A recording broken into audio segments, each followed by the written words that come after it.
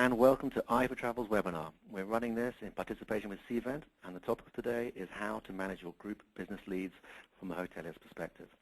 My name is Tim Gunstone, and I am the Managing Director at Eyefortravel. In case you're not familiar with us, we're a provider of business intelligence for the travel industry.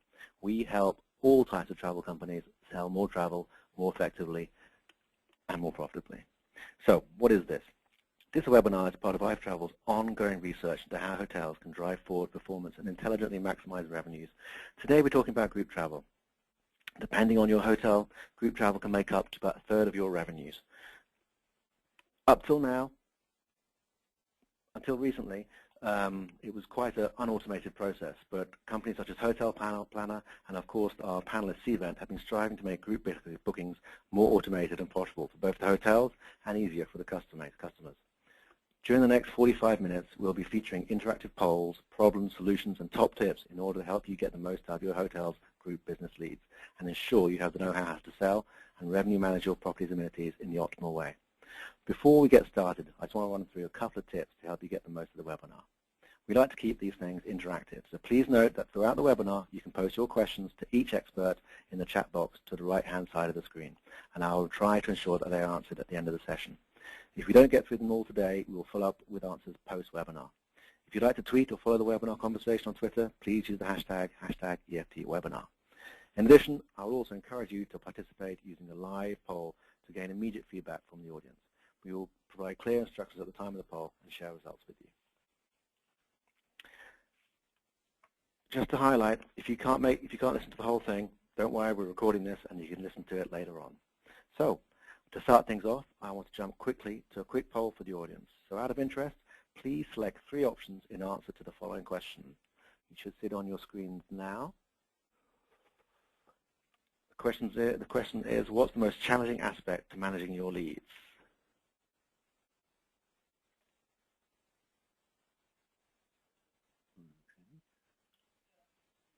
That's great. We're getting some feedback come in. I think while we're waiting for those results, shall we get Jeffrey to do first and working with leadership or revenue management on approvals and business review? Okay, that's some interesting insight. Oh, we got some more feedback coming in. Looking at that, everyone's voted later. It's again knowing which leads to respond to first, followed by having a clear picture of what leads are in the pipeline, followed by working with leadership or revenue management on approvals, and finally on researching alternate dates. Okay, that's some great feedback. Jeffrey, are you ready? We should like to start to run your presentation. I'm ready. Thanks, Tim. Good to hear you, Jeffrey. Appreciate it, Tim, and hello, everyone. Appreciate the time that all of you are spending with us today and spending a few minutes with specifically to hear us talk in a little bit more detail about group business leads. Wanted to start things off here. I'll just show a quote that we had from someone we work with recently, and I'll let you kind of read it on your own, but it really touches at something that you know, I think a lot of hotels are dealing with. In we'll talk about kind of the proliferation of electronic RFPs and how that really has caused, while in one sense, right, everybody wants to have more demand than less demand, it really has caused some pain points in terms of how to efficiently run a sales organization within a hotel. And so there are lots of things that we'll kind of talk about today, both process things and technology things that can help kind of give back some of the control to the sales organization around the increased demand that we're seeing. As Tim mentioned before, I'm with Cvent. I'm head up a division here within Cvent called Decision Street. We recently joined Cvent. We're focused on analytics technology and have been doing this kind of work in the space for quite a few years. Our agenda today, I'll first kind of walk you through what we see in here as some of the main business challenges on the group side within hotels. Then we'll jump into some kind of best practices, tips, things that we've seen in terms of how to best approach both lead prioritization and better evaluation of leads. And then lastly, as Tim mentioned, we'll open it up for questions from the audience. So some of the things that we're going to talk about today, which leads should you work on first? How do you know which leads align well with what you're trying to accomplish in your property? What really fits both in terms of physical characteristics, but also what you're trying to achieve from a performance perspective in your hotel. How do you know which leads to spend your creative energy on? We'll talk more about that. And lastly, how do you compare profit potential amongst leads? So first, let's get into the challenges a little bit. So, the good news, group business has really been coming back, and I think most folks know that. In general, we've seen that really kind of throughout the industry, that things are getting healthier, and meeting planners really expect that to continue for the foreseeable future. We're seeing booking windows get a little bit longer, and just in general, spending on meetings is definitely going up. So groups getting better, and we know that we've seen in general group can really drive a lot of overall performance, RGI performance against competitive sets within a hotel. The groups are really, really important part of the business. So the ERFP eruption, it really has been, mostly a blessing, but also a little bit of a curse. We've seen over the past few years that the ease in which meeting planners can create very detailed RFPs and send them out to a lot of hotels has caused, again, in general, right, a lot more demand for hotels, which is a good thing in a vacuum, but it's also created a lot of extra work and difficulty in understanding exactly what is coming in, what am I seeing, what should I be working on, etc. The numbers have really kind of exploded over the past few years, and frankly, probably that will continue for the foreseeable future. And so, again, really is a little bit of a gift and a curse.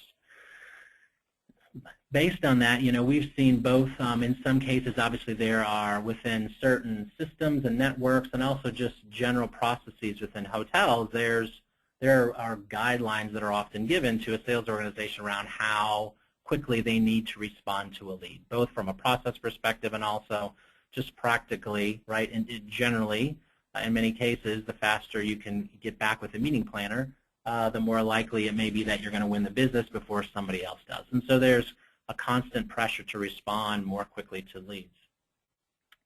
The difficulty that we see with that, some of the data that we've seen and looked at is that in general, as you receive more RFPs in a hotel, the lapse time between when you kind of open a lead or first look at a lead and when you respond to it tends to increase, right, not surprisingly, but also then the conversion rate tends to go down.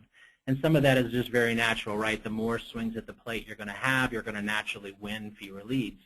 But we've also seen, and what we've heard is that the quality of a response from a hotel really goes down the more RFPs that they receive. And it's very simply, right, that salespeople are spread more and more thin across proposals, and so the ability to be creative and kind of put their best foot forward can be limited.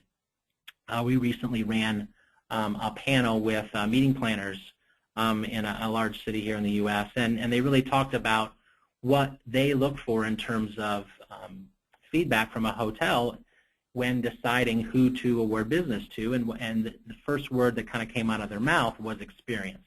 Right? They're looking for a unique, a great experience that they can provide to their clients. That's what they're looking for. And so, from a hotel's perspective, clearly what you want to get across in a proposal as you respond, you want to get across how unique and great your experience can be. And as volumes go up, what we've found is that it becomes difficult to do that. And that more and more proposals end up being a lot of cookie cutter, cutting and pasting from other proposals, et cetera, and all of a sudden everything just starts to look the same in terms of how you're responding to things because you just don't have time to really spend on a quality response the way that you'd like to. And based on that, it's a very kind of natural human thing, right? We simply don't have not only the time, but the emotional energy to be creative on every lead, right? You kind of have to pick your spots, and you have to focus and determine which are the leads where we really want to go all out. This is really a great fit for our hotel for a multitude of reasons, and this is one that we really, really want to make sure that we go after. It's important to do that to increase your ability to win the business, yet as volumes go up, it can be difficult to do that, to identify those. We also see a lot of inefficiency. due to the multiple systems that are out there, all the information that meeting planners often require, what we term, or what many hotels might term as selling these days, is not really selling at all. It's really just chasing down information, responding to leads, living in systems, living in meetings, and not really spending the time that you'd like to with prospects, on proposals, being creative, etc., not spending enough time on that and spending too much time just evaluating and, again, trying to kind of run down data in different areas. And so it creates a lot of inefficiencies in the process. And the last kind of main challenge that we see is around managing function space. We got a quote here from Tom Faust at Omni. You guys all understand this, right? Managing function space can be very difficult, very tricky, and it's a very easy way to get into trouble in trying to meet your group ceiling goals, especially for hotels that are booking things with longer windows, for sure, where you can easily put groups into patterns that are wide open, and then, kind of later in the booking window, all of a sudden understand that you've left yourself in a difficult situation where you've got a lot of rooms left to sell and not enough space necessarily to gang with those rooms to close the business that you want to. And so not a glamorous thing at all, but a very, very important thing to make sure that you're managing your function space effectively across all the activities that you have. So in summary, the pain points that we see, we talked about just simply a higher volume of online leads, increased pressure to respond quickly, the inability to be creative on every proposal. That's something that we hear about over and over again. Researching, again, is not selling, right? So how do I actually find time to sell and not just live in systems? And lastly, kind of managing function space and alternate dates, researching those can be very, very difficult. So let's jump into some of the details that we've seen as best practices in hotels in order to approach both lead prioritization and kind of better evaluation of leads. A couple of high-level things that we'll then dig into the detail on each one of these. But first is the ability to be able to score incoming leads as soon as possible against key criteria. And we'll talk about this. I think there are some technologies that are out there that will allow you to do these things in a more automated fashion across all of your leads. In other cases where the technology may not exist, it may be a case where you want to put specific processes in place to ensure that at least for certain types of leads, if not all leads, you're ensuring that you're scoring them across a number of criteria when you're evaluating, again, kind of where to focus, where to put your best efforts, et cetera. So again, whether it's manual or whether it's aided by technology, ensuring that you're scoring leads against those kind of criteria, not just, which lead has the most room nights and we think the rate might be pretty good. It's kind of getting a level or two deeper than that. Viewing profit and function space metrics. So again, kind of digging down below just, what does the rate look like, what do the total room nights look like, but really understand more thoroughly what are all the revenue streams and profit streams that I could potentially see from each one of these leads that are going to drive not just occupancy but other financial targets that we have within the property. And how do I make sure that I'm also managing function space appropriately? So how do I constantly keep my eye on kind of how that looks for key patterns in the future as I kind of layer in business? Third one is really kind of dedicating some energy to researching alternate dates. It's interesting in the poll, obviously, that we just took, that showed up, while that would definitely seem to be a concern, not an overriding one. It is something that we've seen, and we'll talk a little bit more about it in a second, that there's a real opportunity to improve ROI by doing a better job of researching alternate dates. There's a lot of business that kind of falls through the cracks because alternate dates aren't researched as thoroughly as they could be.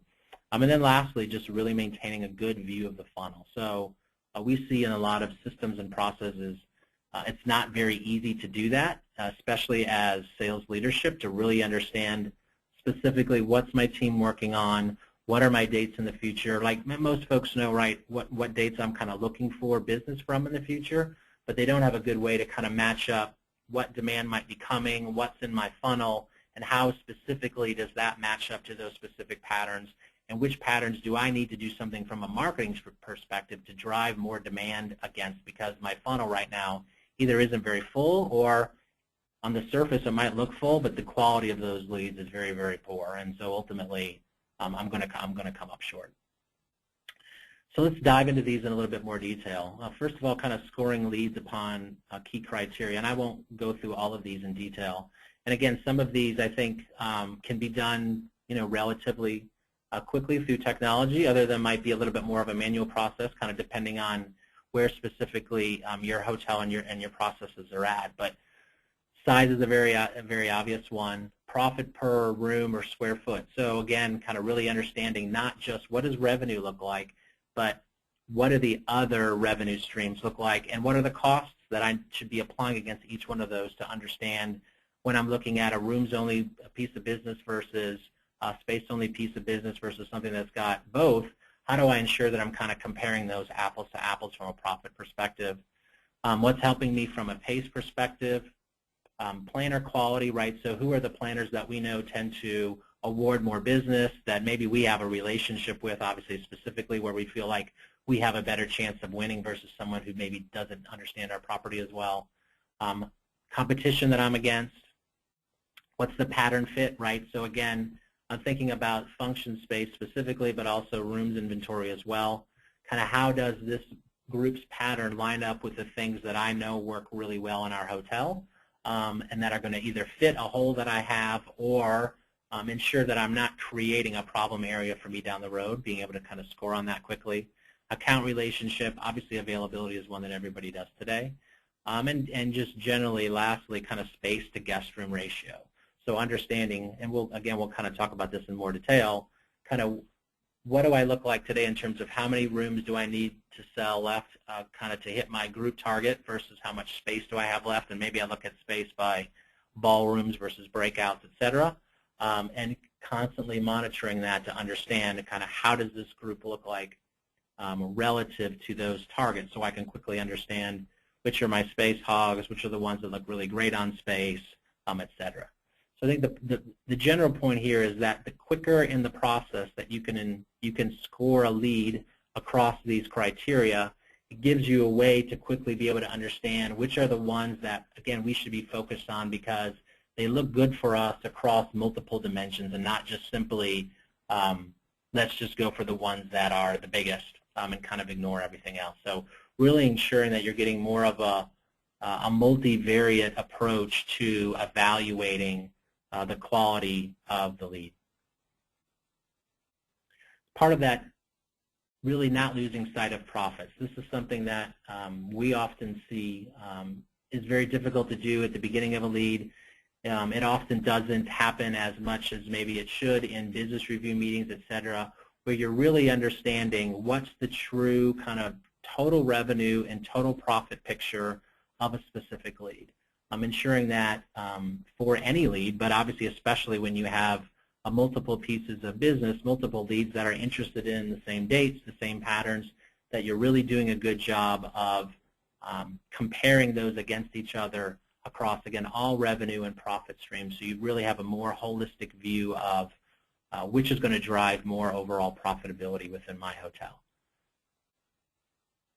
Monitoring function space metrics, another thing that we see kind of as a best practice for hotels. So this is a very kind of simple graphic here, but it's really understanding for specific, maybe this is something that you run generally kind of on a weekly basis, et cetera, for patterns out in the future, where you understand kind of what's your target space to guest room ratio, and then any lead that comes in, you want to be able to understand what does my space to guest room ratio for this pattern or this set of dates look like before I take this group, and then once I layer them in, layer in the room block, layer in the function space they want, what does my space to guest room ratio look like after the group, right? And is it helping me by making that ratio better or making it worse, so that I understand the impact that I'm having on my ability to meet future demand by layering in this specific group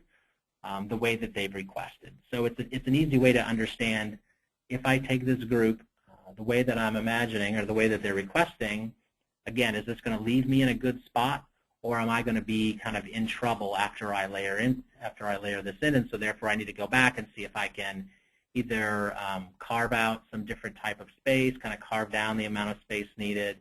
Maybe it's build up and tear down and set up, that's the problem, etc.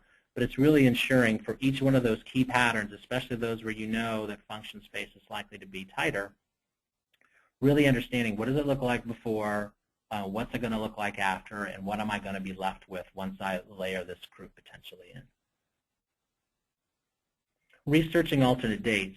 So this is another thing that we've seen. We did a recent study for several hotels and found that on average, a planner indicated a little over 3 dates that they were open to holding their meeting and traveling to a specific venue.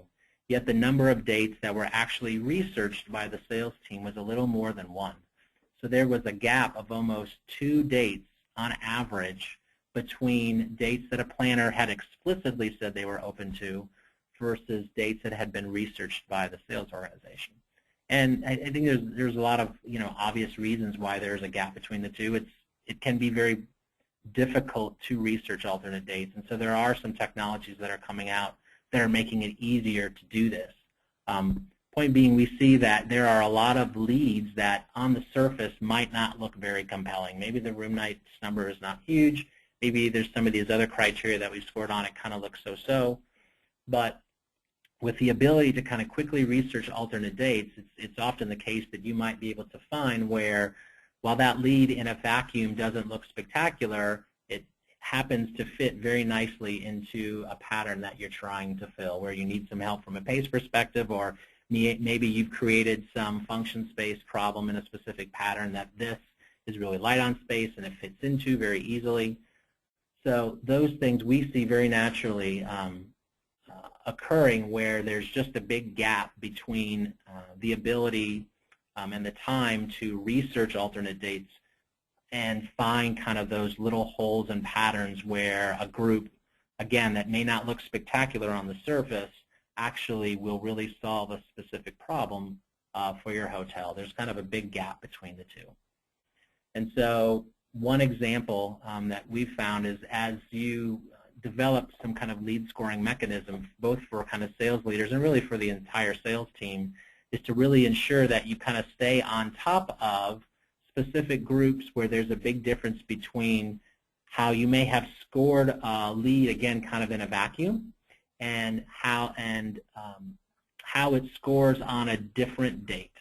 So this is just a very simple example, right, of a report that you could create that would show you for specific opportunities in your funnel where, again, you could see all of these kind of on the left in terms of how it scores in a vacuum. Again, some of them look very poor, right? If you had kind of an A to F scoring mechanism, it might look very poor on the surface, but it turns out that there are some other dates that the planner has said they're open to where for those specific dates, actually this group looks very different in terms of its ability to kind of help you from a pace perspective, how maybe it fits in from an availability perspective, et cetera. Maybe how the characteristics of the rate they're willing to pay versus what you're looking to get for a specific pattern, all those things match up in a much better way. And so creating a report kind of at the sales manager level, I should say at the sales leader level, to understand what are those specific opportunities that we want to ensure that we're really being proactive about offering up alternate dates, because again, something that might not look spectacular on the surface, maybe it doesn't look spectacular on the surface for other folks either, for some of your competitors, yet you've identified specifically, if we can get them to move to this date, this would be great for us. We really have a better chance perhaps of winning it. So let's go out and really kind of push that alternate date, because it's going to be a great fit for us. Other examples, so really kind of keeping your eyes on the funnel. So again, kind of an example of a report that you could have that really shows you for dates in the future, months here, for example, but you could certainly get as detailed as you want, really showing you and kind of understanding what does my funnel look like overall in terms of quality and volume, right? So I can see here as an example, right now my funnel looks really strong in January in terms of the number of leads, and the distribution is pretty good too. I've got quite a few A pluses and A's and B's, etc. I can see in March, right, my funnel is low. So I know from a marketing perspective and also from a sales prospecting perspective, I need to fill up the funnel for March specifically. And then that's one obvious thing that kind of jumps out of the graph. Another would be, for example, though, in May, you can see that while the overall volume of leads looks pretty good, and so, right, if you're just simply looking at a report that says, how many leads do I have that are looking at May for us, and what's the total number of room nights, it might look really good. But you can see here, once you have kind of a scoring mechanism in place, you can see that the quality of those leads is very poor, right?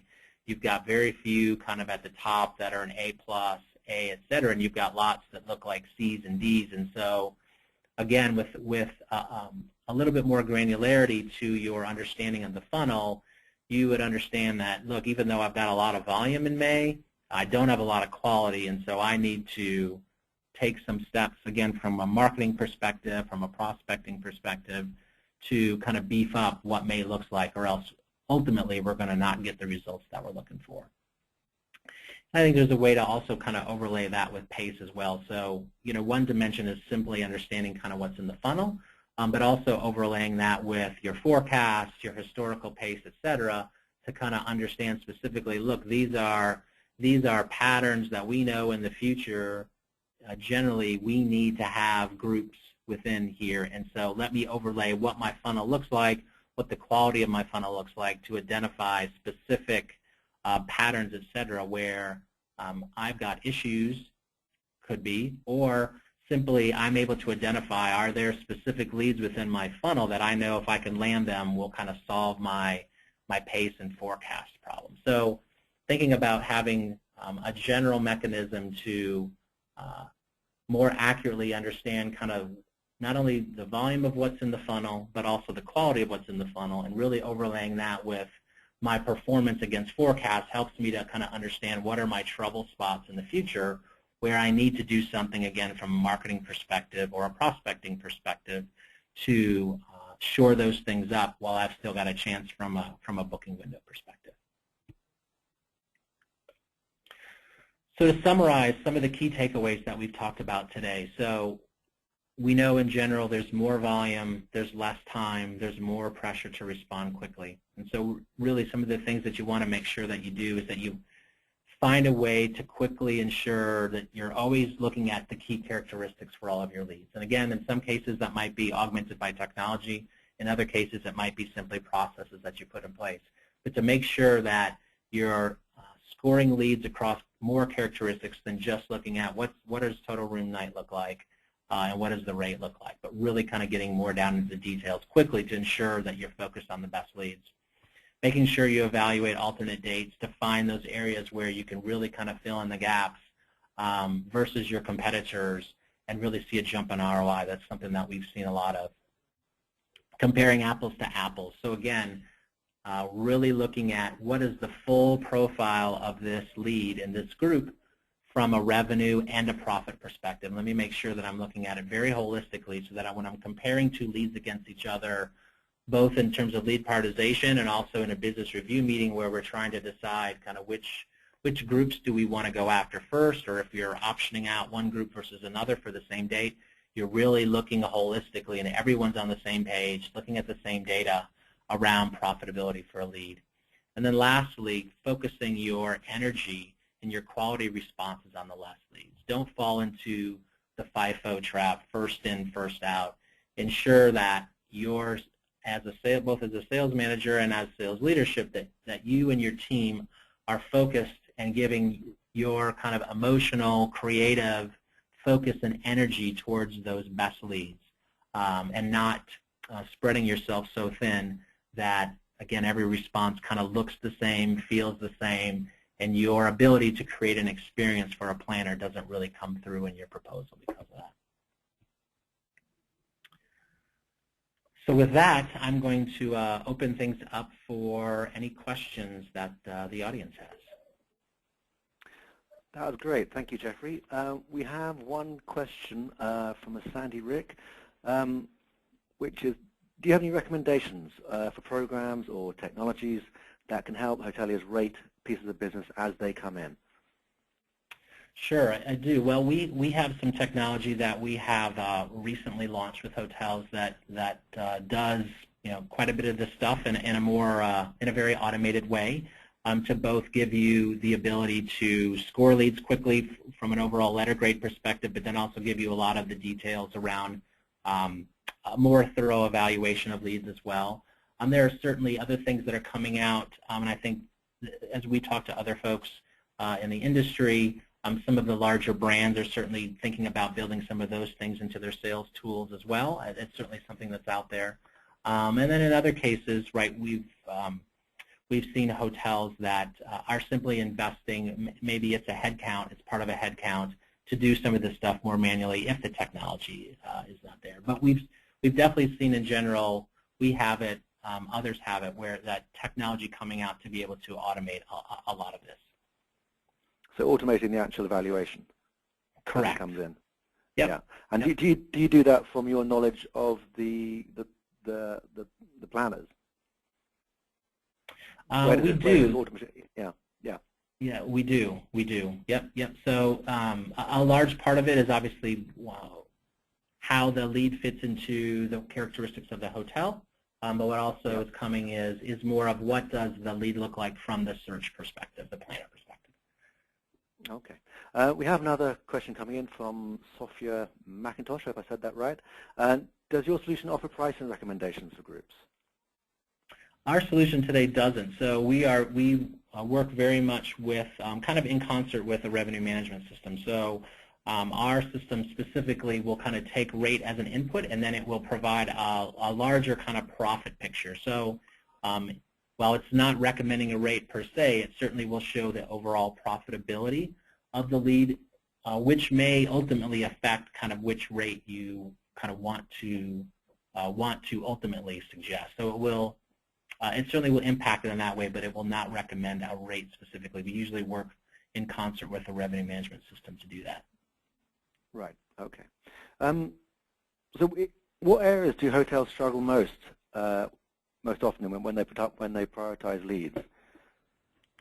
Well, so as I mentioned before, without a doubt, we definitely see a lot of struggles with alternate dates. That's one that we hear a lot about for certain. Like I said, the study that we did was very, very, very eye-opening.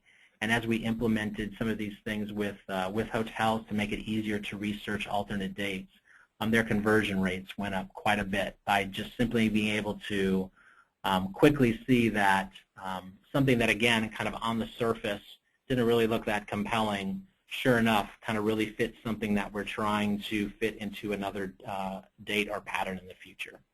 So that's certainly a very big one that we've seen across hotels. And the event planners are enjoying this thing, because obviously they get better deals back. Is that the way it works, or?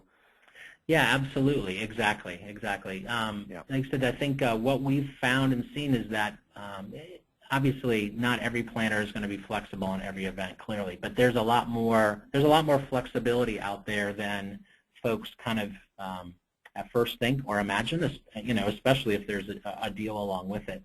But even many cases, even if there isn't, there's a lot more flexibility out there than you think. It's just a matter of finding those dates, suggesting those dates, and being kind of passionate and creative about putting those alternatives in front of them. Yeah, well, I can see that. I book quite a lot of hotel space, and getting suggestions from the hotels for what's going on in the area or regional differences always helps. So that does make a lot of sense to me. We have another question from Ji Shen, who is a hotel wholesaler. What system can find all the OTA hotel prices, and then can she manage the OTA rate? Is that a clear question? It is. That is. Well, it's a clear question. It's a good question. It's a good question. I'm not sure that I know the technology that could do that. It's a good question. Something that we can certainly, Tim and I, we can do a little bit more research on. That stumps me off the top of my head. That's a good question. As always good. As always good. And a question from Eric Manino. Does your solution require integration into existing PMSs or catering systems to effectively score a lead?